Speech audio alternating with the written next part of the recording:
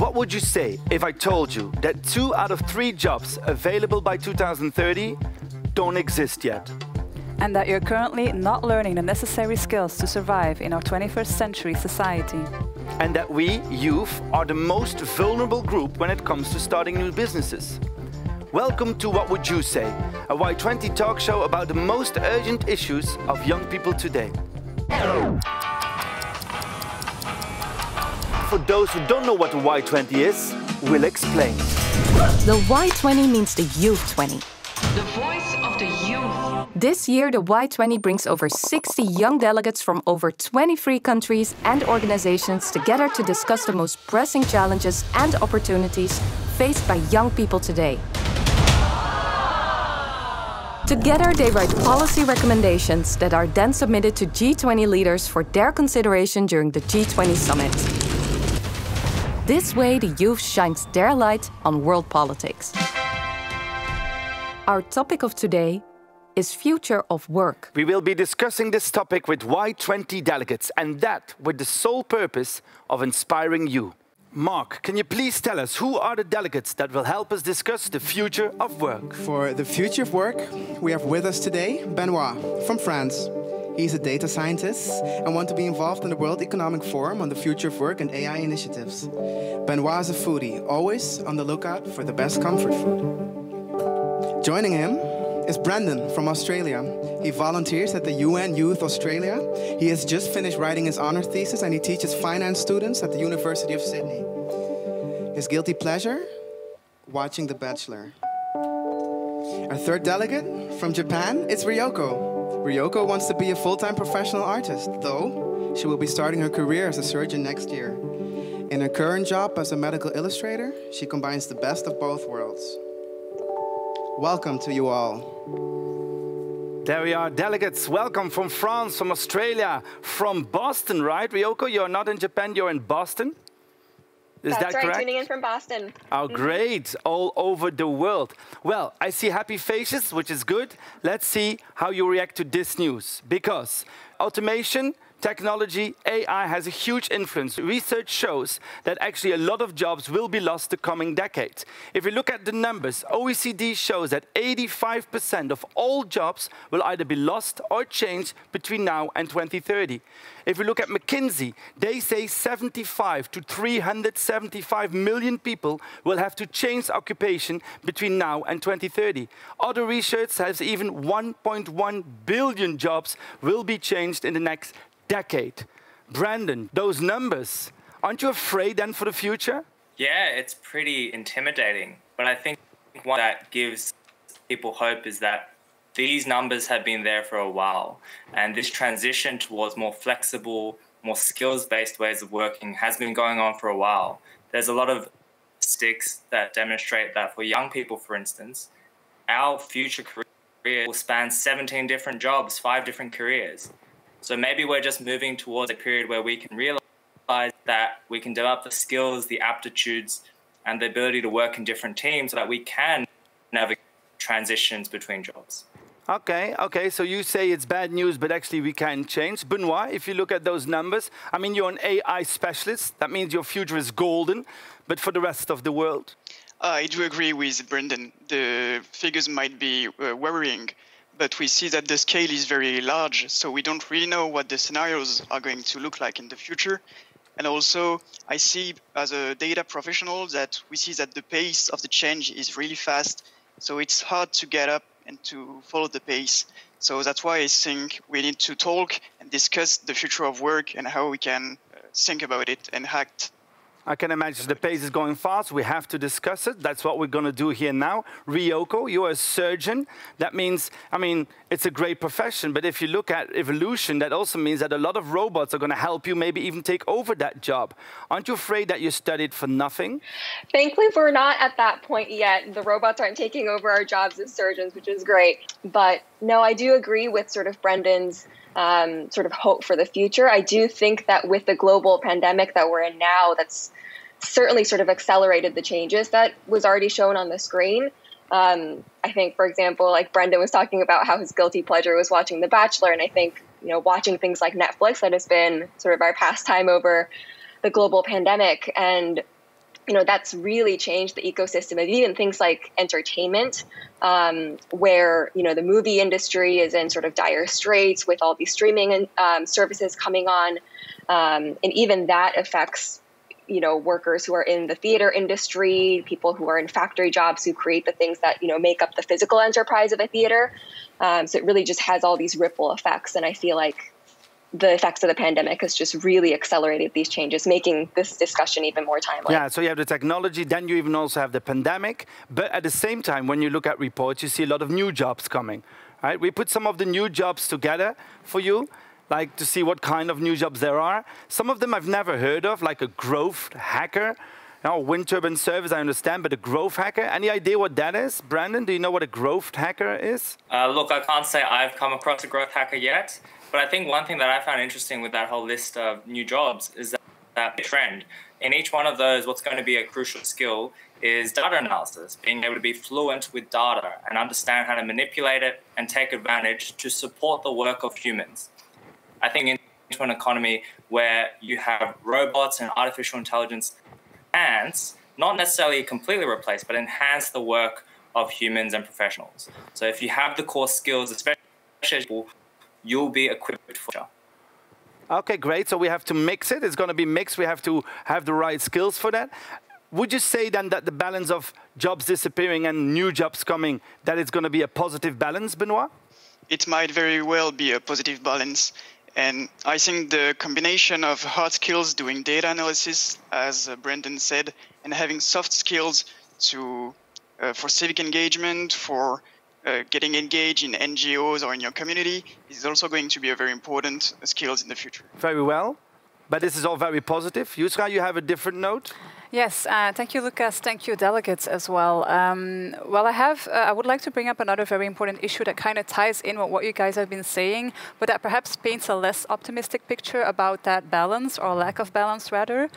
The ILO, the International Labour Organization, actually warns that automation and technology will have a disproportionately negative impact on the working possibilities of women, youth, the lower class, and other particularly vulnerable groups.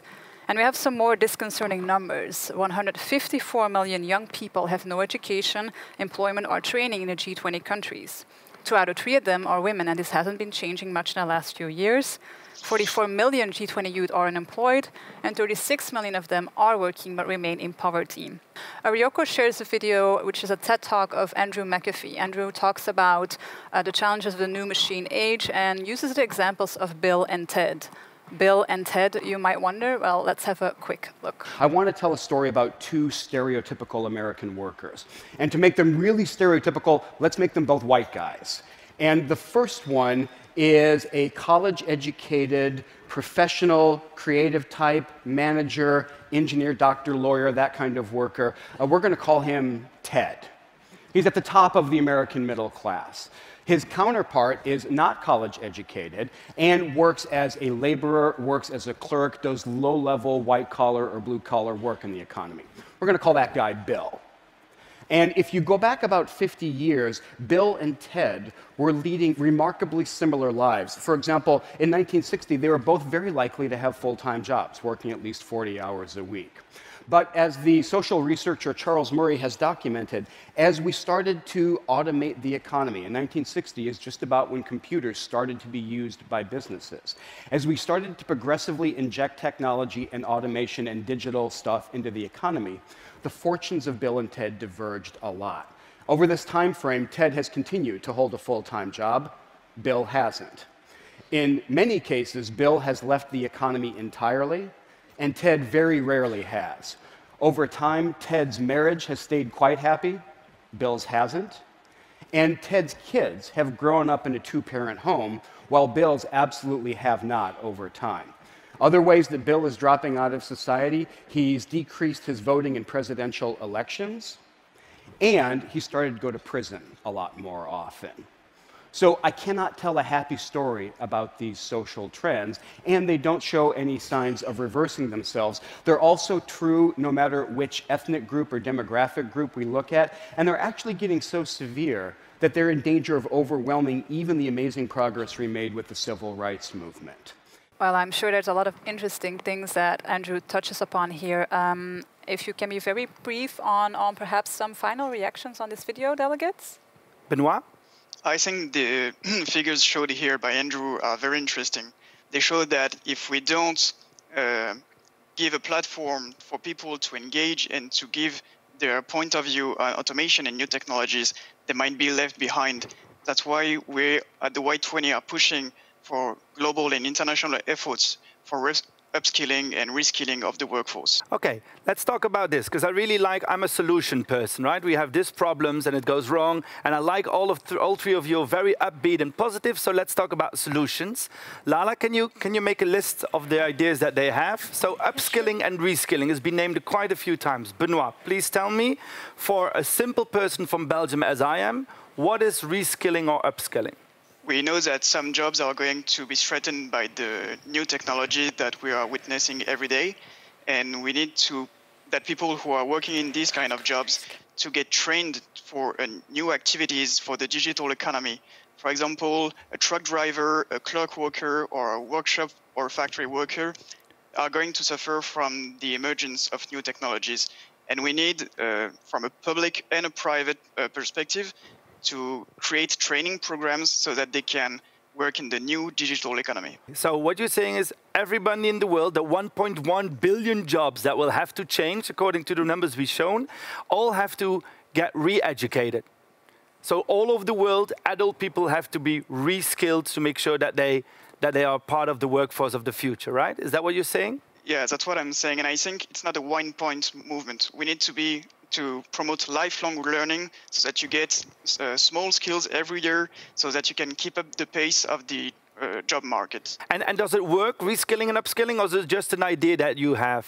It's been a long-running idea in the political debate, but I think that it's more urgent now than ever, seeing the pace of the evolution of technology. Okay, so we have upskilling and reskilling. Ryoko, what else? What else do we need to make sure that the gap is not too big between people who can and can't take part in this new workforce? So I think what Benoit said about reskilling in the workplace is something that's important. One thing that I also think about is sort of increasing the fluidity between the sort of the classroom learning and also the work environment. And that includes both, incorporating these sort of skill development in the classroom setting, whether it be, coding, digital literacy, or more soft skills like communication skills and leadership skills. And then also for large corporations in the workplace to provide, assistance for education, things like, helping with tuition, providing scholarships, providing ways for their workers to continue in their education. As one example, like McDonald's, which everyone knows about, had an initiative where they allocated a large amount of money to help their workers attain education and help with their tuition so they can advance in their careers. So increasing that sort of dialogue between the workplace and the classroom, I think is also important. So we have upskilling and reskilling within the company so that you learn more within, but you also have that companies help people actually learn something so that they may even leave the company, which is good because you're helping people to develop. So we all have the responsibility to make sure people keep being trained. Very well, we have now two things. Brandon, what do you want to add to the list that we're making about skills or ideas we have to help close the gap? At the end of the day, there will always be particular professions and workers that won't do skill to the degree that they need. And so we also need to think about the safety nets and the incentives that we have as a society for underprivileged groups or maybe blue-collar workers that aren't able to quickly transition. We can look at the way that we set up our taxation system, the sort of frameworks that we have in place. If we as individual nations are investing in technology, then the beneficiaries of that technological innovation are not just the workers of big tech companies, but it's society as a whole as we become more productive and efficient. And if society as a whole is going to benefit from that, then potentially we can set up our taxation system in a way that provides dividends that can support the basic levels of income and lifestyle that people that can't upskill appropriately can enjoy. Okay, Okay, Brandon, so this is, wow, this is a whole concept for whole society. So the tech goes better, actually we are improving our technology, this makes the world better, actually maybe richer. We all have dividend from that, and the dividend goes to the people that we actually, that are, let's say, need some help from everybody to make sure that they keep up, right? So you're saying, don't put profit only in the hands of a few, make sure that the profit goes to all of us so that we can reskill, but also help the people who can't learn all new skills because of various of reasons. Is that correct, Brandon? Absolutely. And one of the ways that we can think about this is we look at how we currently tax and regulate the benefits of these technologies. Most of these companies are not turning substantial profits yet, and our taxation system is of profits, even though that can be changed depending on the ways that companies account. You can see companies like Amazon, for instance, really taking away most of the jobs within the general retail space. So they're being successful, they're becoming big. We should really think about what types of safety nets we want if we want to change the ways that we regulate those sorts of environments. Thank you so much. So we have to do a new way of regulations, new way of taxations. We have upskilling, reskilling. We have school education, education and business. A lot of ideas from these young, let's say, positive people. I really like it. From America to France to Australia, we have positive thinking people. Unfortunately, we also don't have that much time. That's also what's happening in the world, but also in this show. So I already have to say goodbye to all three of you. Thank you so much for changing the world to a better place. Mark, can you give us some music in this? Because when we say goodbye, we always do that waving. I would like to wave you. Guys, thank you so much. Goodbye in Australia, everywhere. If you enjoyed watching this episode and you want more, which you do want, we have 6 other episodes waiting for you. So make sure to check out the website, tune in and stay inspired, because we need young minds to change the world. My name is Lucas. Mine is Yusra. And we thank you so much. Thank you. Bye.